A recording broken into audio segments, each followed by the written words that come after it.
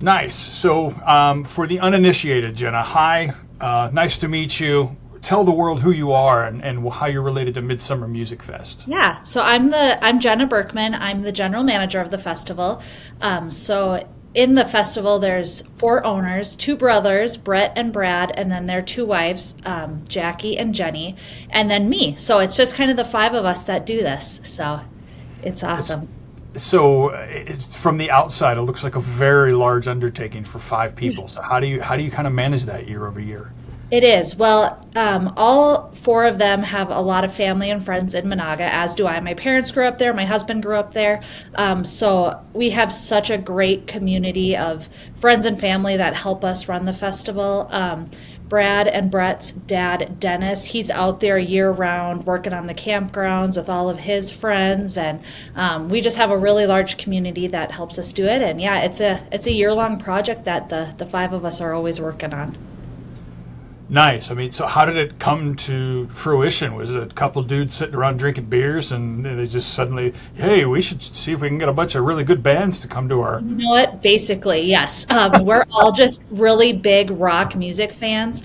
So we've all gone to a lot of festivals, a lot of concerts, and, they're like, hey, why not just start a little festival in our backyard? So Managa's a beautiful area. We have like 140 acres out in the country. So it's just a beautiful area that people love to camp and go to the lakes and go tubing down the river. So we kind of thought, you know what? We've already got the beauty and the setup of it. Why not just put a little festival together? Nice. And so this is like a 3-day camping scenario, right? Yes. So we have 3 days of national acts. So Thursday, Friday, Saturday. And then we have a pre-party on Wednesday night with tribute bands. And then we also start early camping on Tuesday. So people can come for up to 5 days if they wanted to. But the big 3 days of music are the Thursday, Friday, Saturday. Wow. So Yeah, that's a big week for anybody. Take the whole week off, go listen to a bunch of rock music, and just exactly. let your proverbial hair down. I like Yep. it. It's a little summer vacation.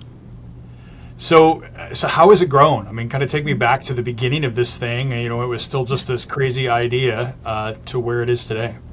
Yeah. So the first year was supposed to happen in 21, and then with COVID, it got postponed to 22. So this is our sixth year. So every year we just are constantly making more and more improvements, building more campgrounds, and it's kind of growing, little by little every year, which is great. We haven't seen like a crazy increase that we can't handle. So we kind of like the small growth that we're getting. And every year then we get a little bit bigger of bands and have a few more people. So it's kind of just a slow and steady build every year. So what's the camping experience like? I mean, am I bringing my tent out, or is it a big RV campers, or is it kind of a range between? Yeah, it's definitely a range. So we have about 1,300 campsites. We have, the kind of the cheapest and easiest way to go is general, where anybody can just go and set up wherever they want to be. So if people are tenting, that's a really good spot for them because then they don't really have to have a big RV campsite reserved. And then a lot of groups like to go in there too because they can just kind of stretch out and make a big square. And then the rest of the campsites are all reserved. They're all 25 by 50 feet, so they can accommodate large campers. And we do have some areas that have electrical. Those are sold out for this year. But then we have a bunch of other great campsites that kind of wrap around the concert bowl. Then there's some that go back against like wood lines. There's some that are kind of in open fields. So people can kind of choose, how close they want to be to the concert area. If they want to have an area with a little shade, if they want to have an area where they can have 10 of their friends come and set up, we can kind of accommodate whatever people are looking for. So it's there's a wide range, and then we do have hotels in. We have one in Monaga and then three in Park Rapids. So we also do a free shuttle that goes back and forth to the hotels.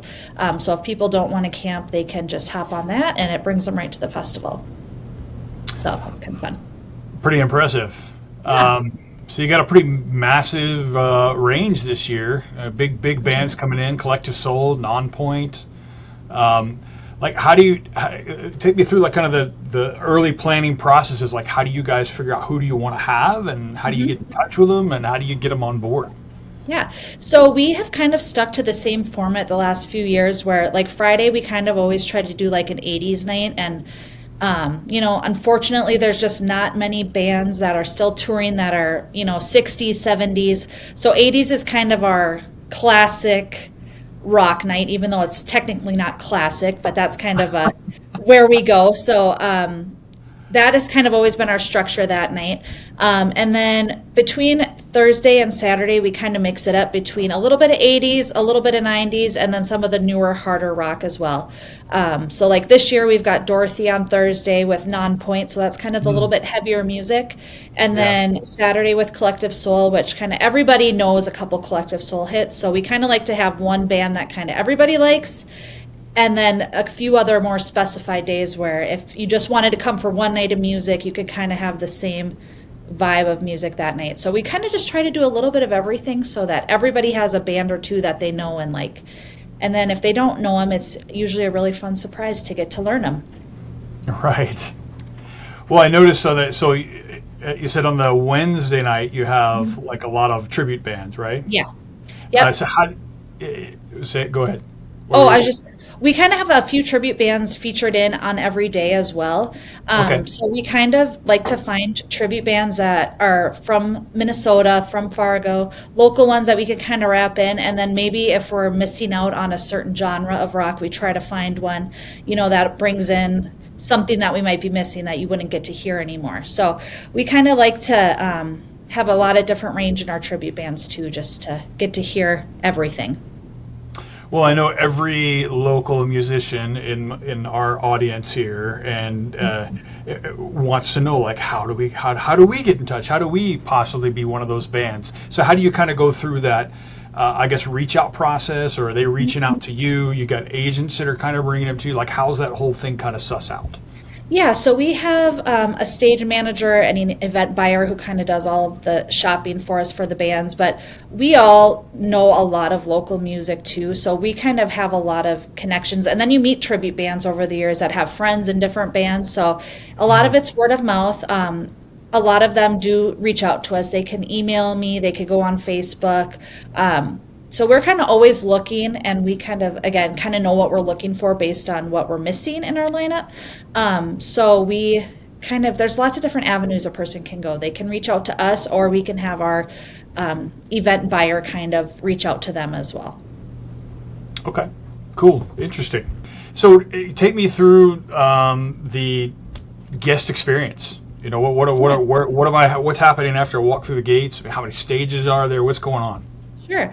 So one thing I didn't really touch on in the campgrounds too is that, if whatever a person comes in with, we have amenities. So we have like a shower unit that comes in. We have porta potties throughout the campgrounds as well. And then inside the concert bowl, we have food vendors. We're going to have 7 or 8 different food vendors this year. We have a bunch of retail vendors that come in as well. And then we have like our main stage area. And then kind of around that, we have a few different bars, and then we have a side stage tent area. We call that like the 94 Rocks tent. That's one of our radio stations sponsors that tent. So we have like a bunch of daily activities that go on during the day. So we have like music bingo that happens a couple days. We have beanbag tournaments. We have a painting class. We have mulki tournaments. So we just have a lot of fun stuff that goes on under there. And then there's another bar in there as well. And then we have a side stage band every day that plays in between all of the main stage acts. So as soon as the band stops on the main stage, they'll start up. So they play like 5 different sets a day. So if you're not camping or you don't want to leave the area, most people just go right up to that second stage, and they hang out in there till the next main stage band starts. So the second stage band, is that rotating bands through, or is it one band playing all 5 sets? It's one band usually is how we do it. Is that right? Yep. Cool. Yep, so they play 5 sets. Yeah. Awesome. All right, yeah, that's pretty interesting. You've got like activities, so even when you're not listening to the music. So what time does the music start? What time does it typically end? The main stage starts at 4, and it usually goes until 11:30. Okay. And then our activities usually start around noon, like the music bingo and the beanbag tournaments. We also have like a pancake breakfast that goes on in the morning, and the Bloody Mary bar opens at 9. So you can come in as early as 9 a.m. if you wanted to, if you could put in that many hours. But How yeah, many so how many pancakes are you cooking per year? last year was our first year that we did it, and it's put on by our Monaga Lions Club. So I think people were very grateful to get to have a, good little hangover breakfast every morning and kind of get their day going, and then having a Bloody Mary and just getting right back to it. Nice. So yeah, we're excited to have them back again and get people fed up for the day. All right. So here's a toughie. If you had to pick one song from this year's lineup that perfectly encapsulates the feeling of a Minnesota summer night, what would it be? Okay. I'm just looking at my lineup a little bit here. Um, Maybe Collective Soul, Shine. That's kind of one of my favorite songs that I'm looking forward to just hearing at the festival. It just seems like a good song that you could blast at the camper and rock out to, have a cold beer to. So I think if I had to pick, that could be a good anthem for us for this festival. Awesome. I like it. Yeah. What's the most requested item at the merch booth or the gate that people always seem to forget? Well, people love to get all of their band merch. So I don't know if they necessarily forget it, but they love to go get, as much stuff as the Midsummer merch as they can and the band merch. So bands are getting so creative too with the stuff that they bring, and a lot of them are so awesome, and they'll come out and give autographs, and, they have records out there or just fun little things that people can buy. So that's also a really cool experience about, us being kind of a smaller, intimate festival, as a lot of the bands are just there to hang out for the night. And, we've had a couple of years ago, like Power Man 5000 was just hanging out in the crowd watching all the other bands throughout the night. So that's kind of a fun little experience that I think Midsummer has that you don't really get everywhere. So that's definitely something to look forward to. So over the couple of years that you've been doing this, what's kind of the biggest, craziest show you've seen on stage so far? Well, we've had so many different bands. Like, I like the little bit harder rock. So last year we had Seven Dust. And Nice. to me, they're just a huge name. I just grew up listening to them. So that to me has been one of my all-time favorite bands. And they stayed in Park Rapids. So they were kind of talking on stage about like how they were drinking at the local Legion and people were recognizing them and came up to them. And they said they just had a great experience in our area. So that was really cool. And then we had Night Ranger one year, a couple years ago now, and they were just, getting to hear those really classic songs like Sister Christian and all of that was a really cool experience too. So we've had some really awesome bands over the years, and just, this year too, Collective Soul I think is a pretty awesome get, that probably the biggest band we've ever gotten. So I just think they're going to bring a whole new level of a show. Pretty cool. Yeah. So what do you see over the next 5 years happening with Midsummer Music Fest? I think every year we just kind of want to keep growing and growing. Our max capacity of fans would be 10,000 people. So, maybe in the next 5 to 10 years reaching that level of people. Maybe in the next near future having about 5,000 people. That's kind of our perfect sweet spot of a number where we can just kind of really get the bands that we'd want to get. And last year we had about 3,000 people, so we're kind of expecting, this year between 3,500 to 4,000 has kind of been our average growth that we've seen every year, about 500 people. So then we can just really kind of get those target bands that we are looking for, and yeah, just kind of keep growing and making improvements. And we're kind of getting close to having our campgrounds done. They're kind of always, every year they're kind of clearing more trees and making more spots, and so now they're getting kind of close to being done with that in the next couple of years, and then we could just really focus on building a great lineup every year. Well, it sounds like you've got a really great lineup coming in this Yes. year. So the festival is July 23rd to 25th, am I right? Yep. Cool. And that's in Monaga, Minnesota. Yes. So where do people go to get tickets? So everything is available online, midsummermusicfest.com. Our ticketing page is called Eventbrite, so people can just buy all their tickets right on there. And they could buy into like a campsite area that they want to be in. And then my number is listed on there as well if they wanted to call me and, if they had some special requests, if they wanted to get a big group together, or if they had questions kind of, wondering where they would want to camp. So people can always call me as well, and we could do it over the phone. Wow, that's a big offer, Jenna. You got 3,500 people are going to call you on the phone in the next couple of Hey, months. that's all right. That's what I'm here for. That's how you live your life. I like it. Exactly. You're a true rock Yep. star. Yeah. Well, and after the festival is over every year, people have the option to repurchase their same campsites. So when you have a reserved spot, it's kind of yours until you don't want it anymore. So Huh. we have a lot of our campers just kind of rebuy right away in July and August. So now this time of year is kind of the new customers that are wanting to come check us out, have some questions on how it works, and seeing kind of what we have left for camping and where they want to go. Well, you had mentioned earlier that all the electrical campsites are already booked out. So are they pretty much booked out a year ahead of time? They are, but we always kind of have a few people that, don't repurchase or they want to move to a different area. So I do have a wait list going. So if people ever wanted to get on that wait list, I just transfer it over year after year. And then they can purchase a different campsite. And if something were to ever open up, we just can upgrade them. So it's worked out where, you might have to wait a year or two, but eventually it seems to always kind of work out. Cool. Yeah. I mean, that's pretty much all I have. Is there anything else that you thought about you might want to add in? Um, I don't know, unless you want to, I mean, we kind of touched mainly on the lineup. That's kind of our biggest thing is just, getting the names out there and our camping and all of that and the website. So, all of our information is located on our website too. The pricing is on there, the bands, the day they play, the times, all of that. So everything's kind of finalized for this year, and the stages are all set and everything. So now it's just kind of the countdown is on. Well, how did you personally kind of get into this?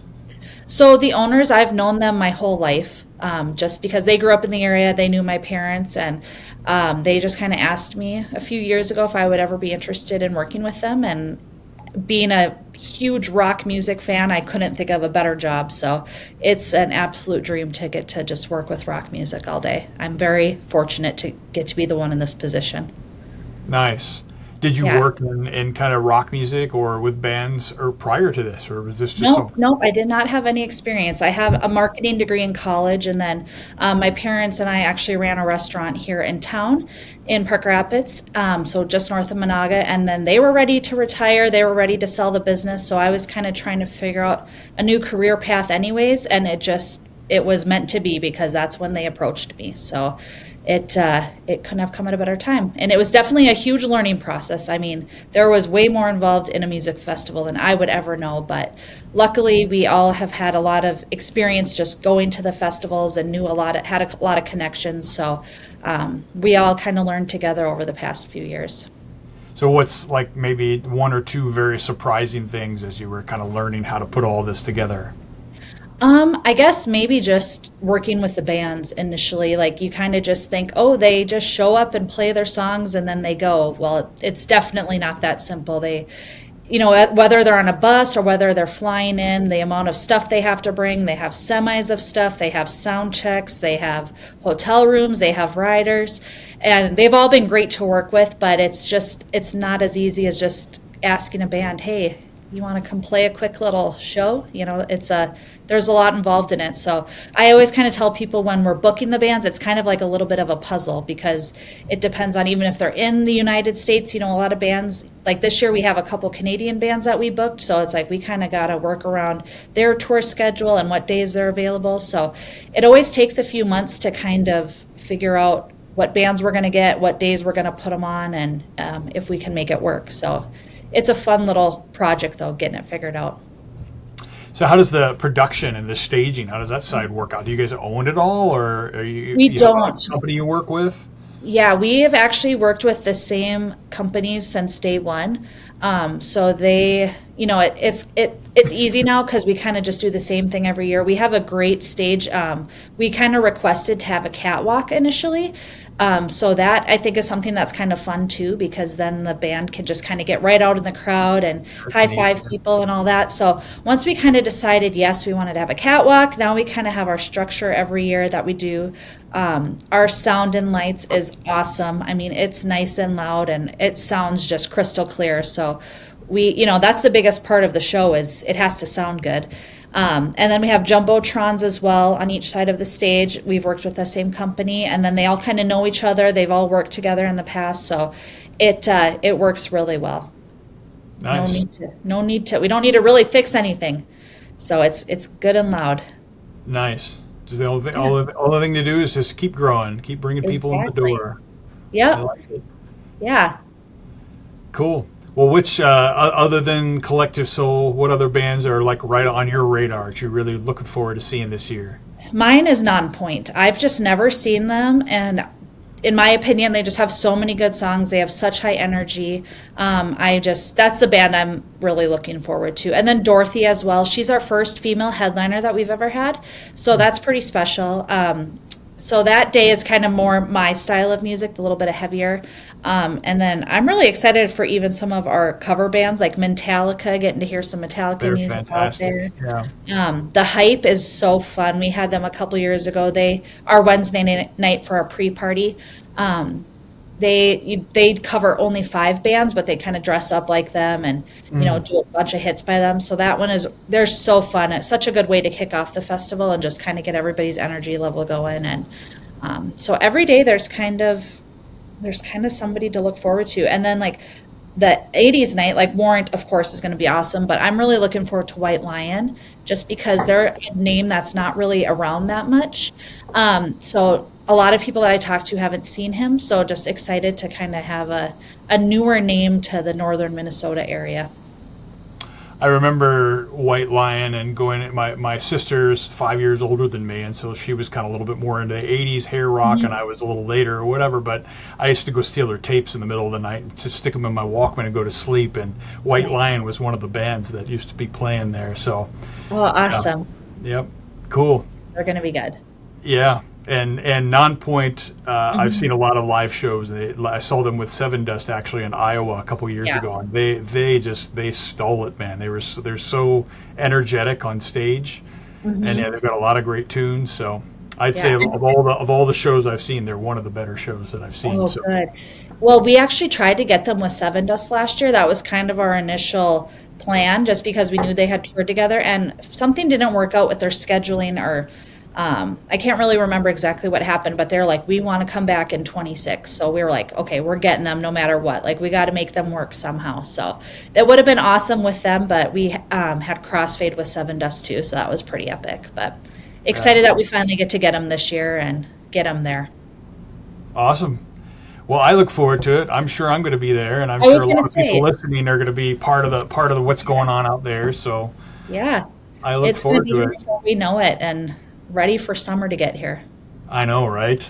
I Yeah. know. It's July 23rd to the 25th with a couple of days of opening party going Hmm. on. So if you're listening, get your butts out there. Let's rock together and have a good time. Thanks, Jenna, for being here today. I appreciate your Yeah. time. Thanks for having me. I hope to see everybody there this summer.